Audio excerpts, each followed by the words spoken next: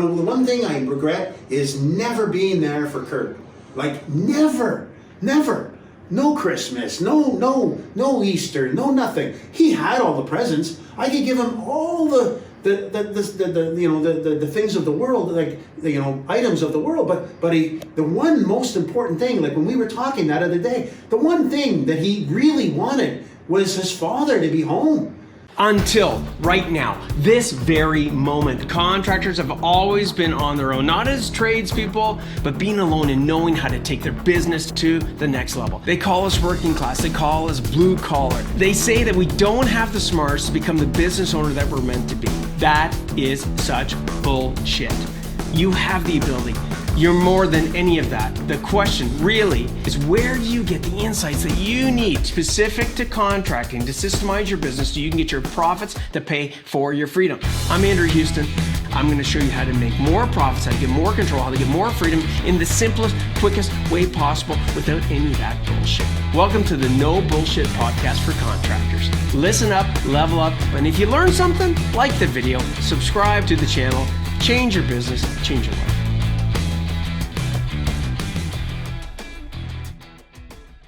No, but like I was saying, like the thing that jacked me the most, after working with you was when I pulled up to that, we'd done the tour at your place, we brought the clients there. That was the best fucking event, dude, that we'd done ever. Where it's like, right? We had the buses go out, and then and again, the people still rave about it. Like, when are we going to do that again? Mine's this COVID fucking thing. They were like, holy shit, when he walked me through, when Tina was there, Peter was there, and they were talking about, and then they do their own tires, and they do this, and then they create the shop, and, and we did the whole walkthrough, and then, here's the screen, and the guys see where they're at as far as their performance, and then to go to your place. Oh my gosh, like, Andrew, come out to Calabogie, and I'm like, yeah, okay, dude, so I go to your place, have a few pops, and show up, I pull up, I'm like, what the fuck, like, what is this? And I remember standing there just seeing this beautiful home, and then this huge fucking 3-car garage, and pontoon boat, and I'm seeing, the BMW bike, I'm seeing the Harley, I'm seeing all these fucking toys, and I'm going, man, I love all these fucking, I love those toys, right? And I'm like, holy shit. I remember the story of Tina and Peter telling me, we were fucking downtown at the Irish pub, right? The Heart and Crown. Remember that? And then you told the story, and Tina got emotional talking to the group, the champion CEOs. And she's talking about how tough it was, and talking about the sandwich. And sharing it to me is one thing, and then sharing it to a whole audience, right?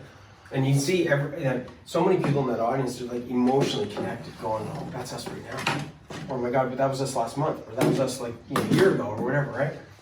And then see this home, and you're like, Andrew, yeah, man, you're here, And I'm like, holy shit. And then, and then I remember I just was listening, and you're like, yeah, man, we got the pontoon boat, and the grandchildren come over here, and you were just talking about the family. And you're talking about your kids come over, and you're talking about, we're talking about fucking, hey, look at this, and look at, fucking, they're like, yeah, they do this, and we go out, and we go on the fucking river, and we...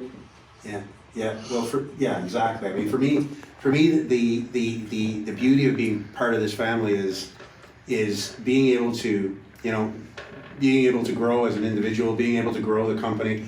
With Curtis and Connor coming into the company and starting to learn how to run it and stuff like that, to be able to pass down the knowledge that we're getting, and then not having to go through all those growing pains that we went through. That's what does it for me. That's what gets me to the next level. That's why I love being part of this family, right? Because I can learn all this stuff. I can pass it on to them, and they don't have to go through all the pitfalls. And there are some pitfalls that are okay for them to go, and there's some learning experiences that are okay for them to go through, right? But the ones that we're dealing with, these are major hurdles that if they could avoid them, if they could learn how to deal with them, if they could learn from my mistakes and not have to repeat them, that's what gets me going about being part of this team. This is one of the things I love about being here and being able to share with everybody and learn from everybody.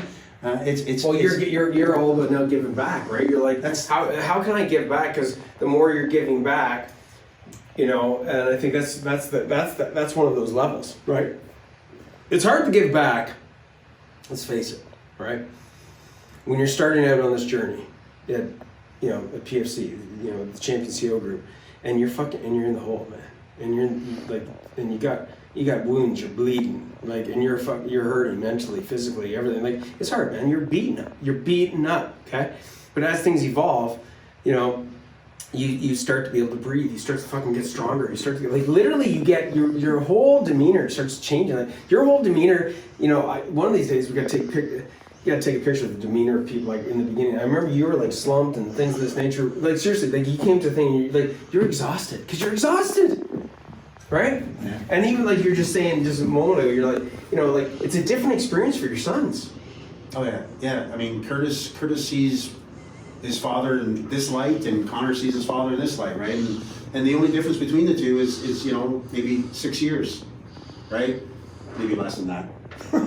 Yeah, but it's a big difference. It's a few years, right? And that's the difference, from hammering it out and struggling to learning how to run the business properly and learning how to get to the next level and moving the needle, right? And so you talk to my kids and they think they have two different fathers, right? Like, this is the one that I had to deal with, this is the one I want to deal with, right? And that's the difference. Yeah, totally, dude. That's it's tough, and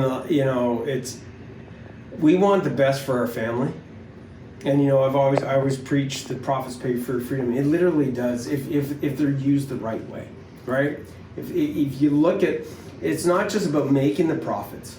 It's about how you look at your time and where you're going to put your time. And like what you're saying, your mindset is a Champion CO mindset now. It wasn't before. And it wasn't because you didn't want it. You didn't even know what that was. And by the way, your kids, dude, I mean, we've worked with your kids, right? Your kids' demeanor has gone from fucking, well, I just do this for a paycheck to like, now I want, like, in the beginning, why would, I think it was Connor, or Curtis? Which one? Curtis, yeah. Curtis was like, yeah, he's like, I didn't want this. That's what he said, I didn't want this. Why would I want to live this life? I remember him saying that. Why would I want to live this life? I don't get to spend any time with my kids. I don't spend any time with my family. Why? Where's the benefit? Right? And now, and we were talking about selling the business at one point, right? And we went to the planner and talk to the planner, and you need to make sure your kids don't want it. Make sure your kids. Oh no, my kids don't want it. No, I asked them, and I asked the kids, and they were like, no, we don't want to live that life. That's not a nice life. That's not an enjoyable life, right? And then 3 years later, right? The person that we were talking about selling the business to, they're like, you need to go back. You need to go back and ask the kids again. Well, we already know the answer. No, go back and ask. Well, guys, you want to run the business? Well, yeah. I think we could do it. I think we could have a good work home life balance now. Like they actually witnessed the transformation. Yes, they did. Right? They actually witnessed it. That's so fucking cool. So going from like nothing, like I want nothing to do with this, to yeah, I think I could do that. I think I could do it. I think I would enjoy that as my career, my life, my passion. I think I could do it, right? And that was the difference. That's the difference, right? No to yes, right? Yeah, you and your son went on a fucking moose hunting trip. Yeah. Very different moose hunting trip than what you'd have gone on fucking 3-4 years ago. On dad's on the phone, always fucking paying. Instead of like, hey man, we don't need to talk about fucking business. And if it does come up, it's like exciting. Hey, we're doing this, we're doing that, right? It is. It's a different world. I love it, man. You're leaving a legacy.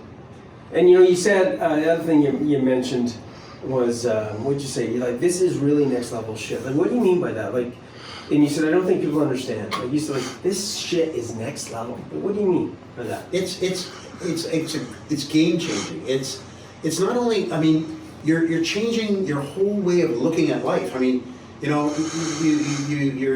get into this and like you said, you're tired, you're drained, you got nothing left in the tank. Yeah. You're reaching out, you're reaching out for help, and all of a sudden, you get rejuvenated. You get that glass of water, and then, okay, I feel a little bit better, and then you get a bit of nutrition in you. Okay, I think I can do this now, and then that goes to, okay, now we're going to start working out, okay, and then, oh my, I'm starting to walk a little bit, and I'm starting to run, and I'm starting to lift more weights, and I mean, that's the transformation. You're on the goddamn right? Zoom calls on a bicycle, dude. That's the best. Of course, but that's just to maximize on my time. But still, right? Dude, but that's how it changes you. You basically transform into a better you, right? And you just don't know it yet. You just don't know that you can do it. You just don't know. Yeah. You can expand your comfort zone. You can become you can become the person you really want to be. Right? Like I really want to be, the one thing I regret is never being there for Kurt. Like never. No Christmas, no Easter, no nothing. He had all the presents. I could give him all the things of the world, like items of the world. But the one most important thing, like when we were talking that other day, the one thing that he really wanted was his father to be home. He wanted his family to be together. That one thing. I could give him all the materialistic things, but that's not what he wanted. He wanted me to spend time with him. Even when you were physically fucking there, right? I remember him saying, I remember even when Dad was there physically, he wasn't there. And I remember, I said, what do you mean? He's like, Andrew, we'd be driving the fucking hockey tournaments. And Dad's on the phone the whole time. He's not even watching the game. He's not even fucking, like. No, and that's why he didn't want the business at first. Because he didn't want to be that guy. Shit, I didn't want to be that guy, but I didn't even realize I was that guy. You're so, you don't see the forest for the trees sort of thing. Yeah. You don't realize you're that guy. Because if somebody points it out to you, you either go into denial, no, I'm not that guy, that's not what I do. But you do. You really do. Right? And the only thing that really brought it to light is when your kids tell you, when you sit down like we did with Kurt, and he sits down and he tells you how he felt as a child. Now he's 30 years old, right? So you got a 30-year-old telling his old man what he did to him, how he felt, how he perceived the relationship. Oh my God, That's gotta be fucking tough on you. Well, it's the best thing that ever happened. Like for me, it's the best thing that ever happened. I mean, I have to sit there and I have to own it, right? I could sit there and deny it and I get no growth. Or I own it and I grow as an individual. Right. I grow as a person. I become a better person. And when you do something about it. Like right? And then you can do something about it. Right. And thank God, I still have time to salvage that relationship. I'm not going to die with him remembering, some guy that was never there for him. Yeah. I'm trying to be there now. I want to be there now, right? And now, my grandchildren, I do stuff with my grandchildren I never did, for those kids. And I regret it. It's like, it's heartbreaking when you think about it and you look back. If I could turn the clock back, boom. So, for all those young contractors that starting their families and stuff like that, my God, the best thing they could do is they could just start their transformation now, right? Start learning how to run the business, okay? Mm-hmm. Start learning how to work on the business, not in. Strings, and most of them don't even know what the fuck that means. But the fact that you're, like, dude, this is the real. You talk about next level. This is fucking next level conversation, right? Who like seriously, to see a guy like you, don't like whatever. You won't take it the wrong way, like seeing a guy like you, I wouldn't say so much me, maybe I don't know. And some people are like, yeah, you're intimidating, but you're fucking totally intimidated, right? In a certain way, like just your just who you are, like as far as your demeanor and things of that nature, right? Okay, and a lot of people. A lot of contractors, we're proud of that toughness, right? Like we are. Okay, whether or not we try to, put that out there or what have you, but, I remember back in the day, I was looking for trouble, man. We don't need to get heavy into this, but like if somebody would be like, hey man, like, look down at me because my fucking hands are dirty or something, I'd be like, yeah, hey man, we got a problem. Like just to be able to go, screw you, because there's a certain point in my life where I really thought, and I think this is valid, where, being a blue-collar worker was like, I'm stupid. Like, everybody thinks I'm fucking stupid. Like, whatever, dude, because I'm working all these hours, I'm stupid. No, fucking doctors put in these hours, all these other fucking people, all these other entrepreneurs. It's not just fucking tradespeople, it's fucking anybody that's an entrepreneur, right? Is sacrificing if they haven't been shown the way, right? So, you've taken ownership, and I think that's one of the biggest things. Like, you're leaving a legacy that's worthy of being left. Versus, I think one of the worst fucking things that we could have ever done. Thank God we got ourselves out of the hole. Thank God I was able to get myself out of the hole. And thank God I married a freaking amazing woman that's a chartered accountant. Jen didn't have all the answers, but she was able to. She put logic to some shit that I couldn't argue. It pissed me off. But she'd be like, okay, what about this and this? Yeah, but no, still. Like, yeah, okay, you fucking outside with this fucking brewery you just built. We lost fucking 60 grand. Yeah, but you lost 60 grand. Oh, well, make it up on the next job. Oh, you will? Oh, we're making like 3 points fucking profit. So, Andrew, you're gonna have to fucking do, $600,000, $700,000 worth of work to pay for this. And I'd be like, right? And I'll never forget the day, there's lots of moments, but this is like wrapping this up, is that saying to my wife, there's no fucking way I will pass on this bullshit to my kids. She said, what are you gonna do about it? I'm either gonna fix this fucking thing by this point in time, or I'm out. I'll go work for somebody. Because I'm not gonna pass this on, right? I came from a whole bunch of entrepreneurs, right? They didn't mean to pass it on, but they passed on the curse. Like, they fucking weren't around for me at some points, and then I'm gonna pass that on to my, and then, dude, it's just a cycle. Or we teach all these other employees that become entrepreneurs, which is what happened to us, isn't it, right? We worked for fucking somebody, and we thought that guy was an idiot. We were worse than the fucking idiot that we quit, right? Yeah, well, we took everything from that guy. Well, this is it, because that's all we know, right? Oh, I can do that better. Oh, you mean that you can do that bad shit even better? Oh yeah, okay, good. It's true. So anyways, look at, dude, I gotta tell you, like, seeing your place, seeing your kids, hearing your language change, and my final words is this. When I used to get up and dread, I've said this on the podcast, and it comes in, I used to dread getting up and going for a piss. Because I couldn't go back to sleep? Yeah. I literally would dehydrate myself. I still do it. Did it this morning. Seriously. Okay? Started thinking about work. Right. See? Seriously. Now here's the difference. Okay? Now, like, I think as tradespeople, somehow we fucking figured out we can get by with like fucking not that much sleep, right? Like we had to, right? Well, I'm still that way. I grew up on a farm as well, so like we just fucking what's sleep, right? But now, dude, I get up, I go for a fucking piss, and sometimes just like generally like roll over, and I'll be on my phone. She's like, "What did you do?" I'm like, "Oh yeah." She's like, "Well, how long you been up?" I'm like, "Oh, just an hour. I'm going back soon." She goes, "Andrew." I'm like, "Babe, fucking so excited." Like now I'm up because I can't sleep because I'm like, holy fuck.